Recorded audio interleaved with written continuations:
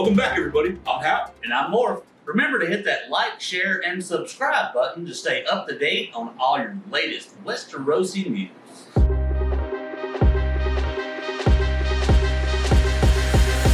On this last episode of the DNN News Report, we wanted to share with you our thoughts and opinions about this season of House of the Dragon. Morph, we'll start with you. So my first thing that really stood out about this season is definitely Viserys' weird illness that he had. Okay. They never really describe what's going on with it. Mm-hmm. They think it's noteworthy to mention, but nothing ever come of it. It was ridiculous, in my opinion. Yeah, they really tried to allude to different things that were going on, starting with him getting cut on the throne and just bleeding, and then all of a sudden he's losing fingers, and then they'll, the next episode they jump 10, 20 years into the future and he's missing half of his hand. What's going on? And in the books and from research online, it's saying that he had, I keep wanting to say dementia. Leprosy. I think. Leprosy, yeah. They keep saying he has leprosy, and it doesn't make any sense. No, it doesn't. It doesn't. I was hoping that this was an Easter egg that they were going to expound upon, right? Do something with, but it just kind of. But maybe this is where the Mad King come from. Maybe there's some kind of illness with that, but there's something going on, some kind of magic power or something that I've read online that the throne, that means the throne was rejecting him somehow. That's actually an interesting theory. I kind of like that. I wish they would have done more with it. I really do too. What about you? For me, all right, and I'll say this, okay? So House of the Dragon on its own merit, if there wasn't Game of Thrones coming before it, I would probably say House of the Dragon 3.5, 4 out of 5 stars. Okay. Right? But because we already have a frame of reference, and that frame of reference was arguably one of the greatest shows of all time. Right? I think it was considered the greatest show. Right. So because of that, I'm really thinking, House of the Dragon, only 2.5 maybe out of 5. Well, a lot of stuff happened this season that didn't happen. Right. And absolutely. That's actually my point. That's actually my point. Mainly, throughout the first season of Game of Thrones, they were jumping around to different kingdoms, right? All throughout Westeros and even beyond, to foreign shores and everything. And I think it's that variety that actually brought more to it. Okay. If that makes sense. It does make sense, but one thing that we never really had time to do was connect with these characters, in my opinion. True. I know it's supposed to be Rhaenyra, young Rhaenyra, then Rhaenyra's older and everything, but when you do that and you lose that gap in between there and all that time, and you just don't feel that connection. Like Arya is a great example in Game of Thrones. We saw Arya go from this tomboyish little girl to this complete badass by the end of the season, and we saw that growth, and we got to grow with her in kind of a way. Absolutely. We didn't get that with Rhaenyra and her growth, because she did make some in the show. Well, I also think that in that same vein, right? Because they were jumping around to different kingdoms within Westeros and outside, right? You're not just caught up with one particular family throughout the entire season. Right. You're actually invested in different families from different areas. Not just that, but they have their own backstories, right? Different religions, different gods. It was just so much more complex that first season of Game of Thrones than this is. And I think for that reason, that's why for me, House of the Dragon kind of falls short in that regard. It really does, and I would agree with that. One of the things that I couldn't just get past is Sir Criston. Mm-hmm. Sir Criston is the biggest loser in the freaking Seven Kingdoms. Right. He really is. How do you get that mad over a girl rejecting you for a freaking throne? I think, don't we call these guys incels at this point? Isn't that what he would be considered? I have no idea. Yeah. So here's the thing, man. The guy had to have been a virgin. Look, I'm just saying it, right? Because if you think about the timeline, right, from the time that one time that they slept together, right, through until now, it's about 18 years, right? Because I believe Aegon had just.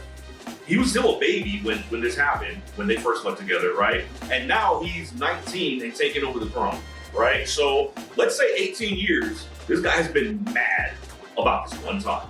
It's literally this one time at, Right. band camp. Absolutely. And literally one time. And let's face it, Rhaenyra was also a first-timer. She couldn't have been that great. Just saying, right? And not to obsess over for the next 18 years and then be petty and just murdering people just because you're mad about it. Like, what? But, okay, so in the same regard, this is possibly the only woman he's ever been with now at this point. Okay, yeah. I still, mad for 18 years? Come on. That doesn't make sense. Yeah, that's some insanity. That's some insanity. All right, you have any other points?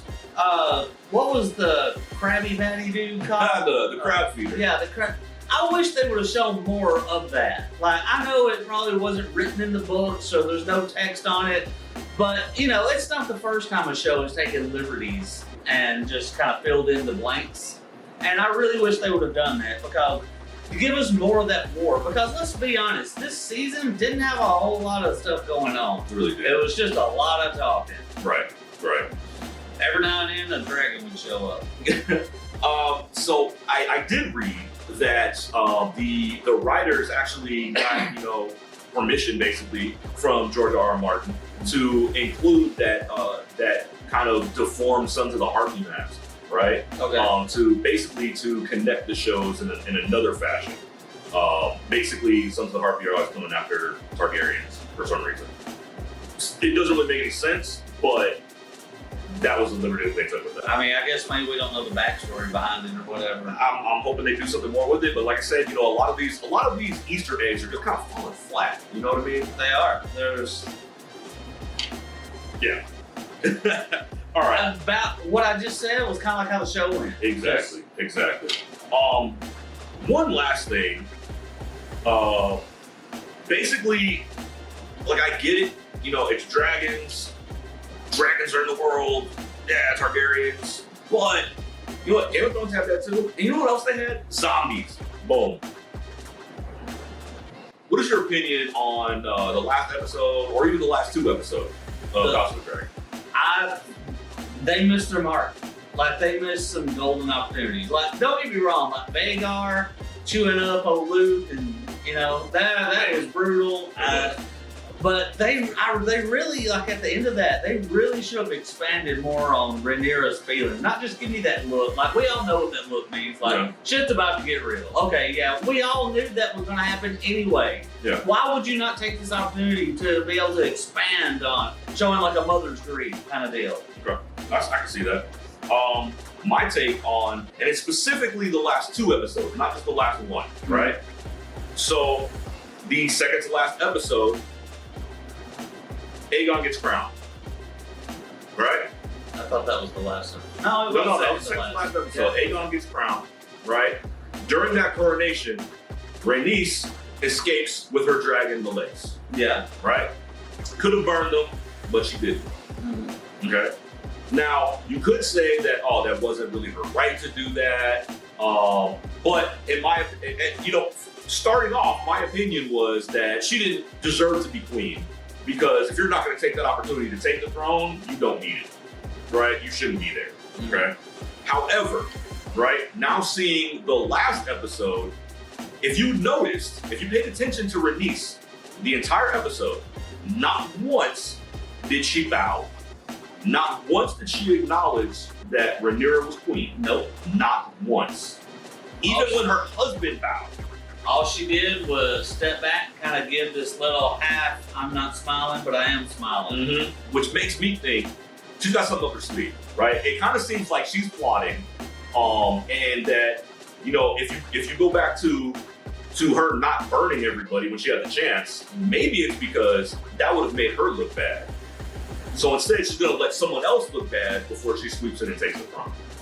I mean, I think she looked bad by not taking, because here's the thing, she had already pledged to Alicent her loyalty to Rhaenyra. That happened in the room, in the conversation before this scene happened. True. So that would literally make, what's her name? Rhaenys, yeah. that would literally make Rhaenys Rhaenyra's bannerman. Yeah. This is a time of war. Your queen now, that you have already declared for, has somebody trying to usurp the throne. You're the bannerman. Why would you not take up for your oath that you... But at the same time, though, right? So later on, when she was talking to Rhaenyra about what happened, right, and Rhaenyra tried to get her to pledge herself and her family, she didn't do it. Rhaenys just kind of held back. She was like, "Well, I'm waiting on my husband." And then when the husband got there, like I said, he bowed, he called her queen, said your grace, all this stuff, right? And Rhaenys just kind of just stood back, just never bowed, not once. Yeah. It just makes me think there's an ulterior motive that maybe she got something up her sleeve, right? That's just my 2 cents on it. But going back to the books, which is this source material, she actually fights with Rhaenyra and dies. Then all that posturing was for nothing. I mean, what else can you say about it?